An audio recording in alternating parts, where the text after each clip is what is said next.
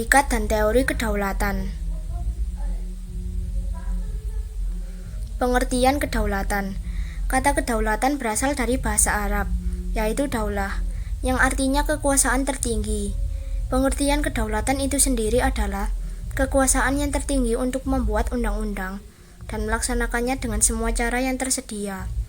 Kedaulatan rakyat berarti juga pemerintah mendapatkan mandatnya dari rakyat, oleh rakyat, dan untuk rakyat. Pemerintahan oleh rakyat mengandung pengertian bahwa pemerintahan yang ada diselenggarakan dan dilakukan oleh rakyat sendiri. Gaya pemerintahan seperti ini disebut dengan demokrasi. Demokrasi adalah pemerintahan dari, oleh, dan untuk rakyat.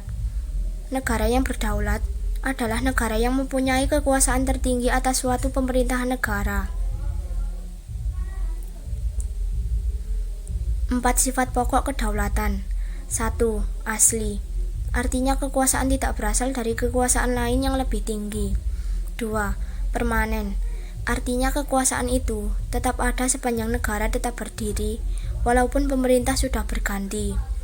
3. Tunggal. Artinya kekuasaan itu merupakan satu-satunya dalam negara dan tidak dibagikan kepada badan-badan lain. 4. Tidak terbatas. Artinya kekuasaan itu tidak dibatasi oleh kekuasaan lain.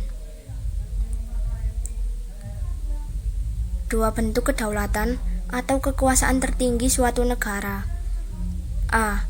Kedaulatan keluar, berarti mempunyai kekuasaan untuk berhubungan dan bekerja sama dengan bangsa lain tanpa terikat oleh kekuasaan lain.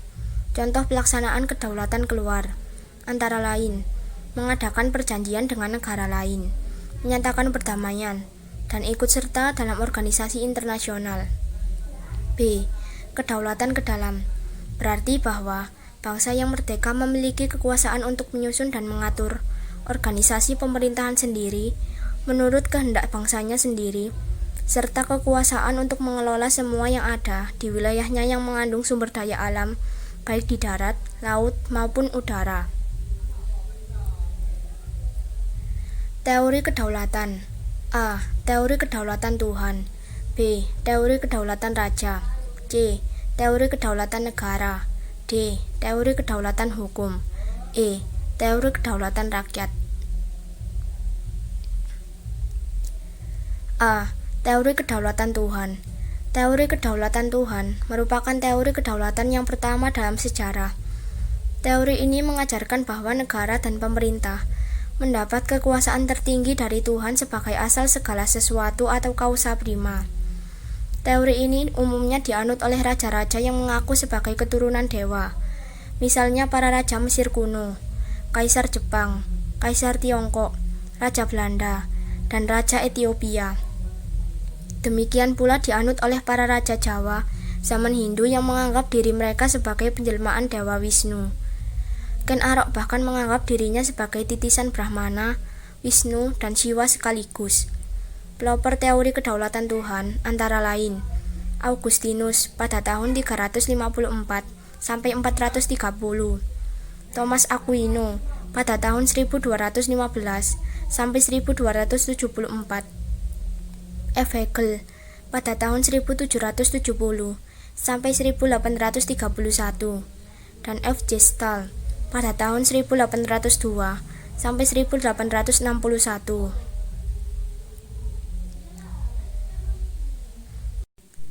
B. Teori kedaulatan raja. Pada abad pertengahan, teori kedaulatan Tuhan berkembang menjadi teori kedaulatan raja, yang menganggap bahwa raja bertanggung jawab terhadap dirinya sendiri. Kekuasaan raja berada di atas konstitusi. Seorang raja bahkan tidak perlu menaati hukum moral agama. Justru karena statusnya sebagai representasi atau wakil Tuhan di dunia, maka pada saat itu, kekuasaan raja berupa tirani bagi rakyatnya. Peletak dasar utama teori ini adalah Niccolo Machiavelli pada tahun 1467 sampai 1527 melalui karyanya. Ia mengajarkan bahwa negara harus dipimpin oleh seorang raja yang memiliki kekuasaan mutlak. Di Inggris, teori ini dikembangkan oleh Thomas Hobbes pada tahun 1588 sampai 1679 yang mengajarkan bahwa kekuasaan mutlak seorang raja justru diperlukan untuk mengatur negara dan menghindari homo homini lupus. C. Teori kedaulatan negara. Menurut kedaulatan negara, kekuasaan tertinggi terletak pada negara. Sumber kedaulatan adalah negara yang merupakan lembaga tertinggi kehidupan suatu bangsa. Kedaulatan timbul bersamaan dengan berdirinya suatu negara. Hukum dan konstitusi lahir menurut kehendak negara dan diabdikan kepada kepentingan negara. Para penganut teori ini melaksanakan pemerintahan tirani. Hal tersebut terbukti melalui sikap kepala negara yang bertindak sebagai diktator. Peletak dasar teori ini antara lain Jan Bodin pada tahun 1530 sampai 1596, F. Hegel pada tahun 1770 sampai 1831, G. Jelinek pada tahun 1851 sampai 1991, dan Paul Laban pada tahun 1879 sampai 1958. Penyebaran teori Hegel menyebar di negara-negara komunis. D. Teori kedaulatan hukum. Berdasarkan pemikiran teori kedaulatan hukum, kekuasaan pemerintah berasal dari hukum yang berlaku. Hukumlah, baik tertulis maupun tidak tertulis, yang membimbing kekuasaan pemerintah. Kekuasaan hukum merupakan kekuasaan tertinggi dalam negara. Hukum bersumber dari rasa keadilan dan kesadaran hukum. Negara melindungi hak-hak warga negara dan mewujudkan kesejahteraan umum. Etika normatif negara yang menjadikan hukum sebagai panglima, mewajibkan penegakan hukum dan penyelenggaraan negara dibatasi oleh hukum. Pelopor teori kedaulatan hukum diantaranya Hugo de Groot, Krabbe, Immanuel Kant, dan Leon Deguy. E. Teori kedaulatan rakyat. Teori kedaulatan rakyat beranggapan bahwa rakyat merupakan kesatuan yang dibentuk oleh suatu perjanjian masyarakat.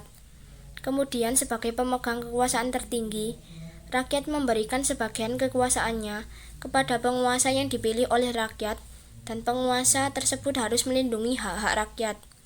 Tokoh yang mengemukakan teori ini adalah Montesquieu pada tahun 1688 sampai 1755 dan J.J. Rousseau pada tahun 1712 sampai 1778.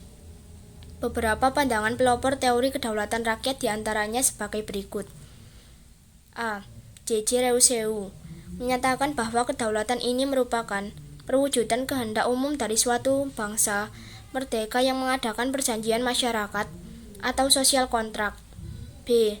Johannes Althusius menyatakan bahwa setiap susunan pergaulan hidup manusia terjadi dari perjanjian masyarakat yang tunduk kepada kekuasaan, dan pemegang kekuasaan itu dipilih oleh rakyat. C.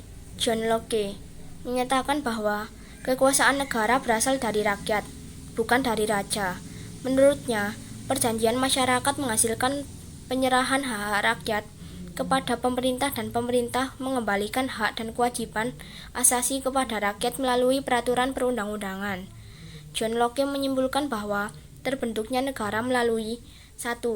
Pactum unionis, yaitu perjanjian antara individu untuk membentuk suatu negara. 2. Pactum subjectionis, yaitu perjanjian antara individu dan wadah atau negara untuk memberi kewenangan atau mandat kepada negara berdasarkan konstitusi atau undang-undang dasar. D. Montesquieu, seorang ahli dari Prancis, berpendapat bahwa agar kekuasaan dalam suatu negara tidak berpusat pada seseorang, kekuasaan dalam suatu negara dibagi ke dalam 3 kekuasaan yang terpisah, spirited of power. Pemegang kekuasaan yang satu tidak mempengaruhi dan tidak ikut campur tangan terhadap kekuasaan lainnya.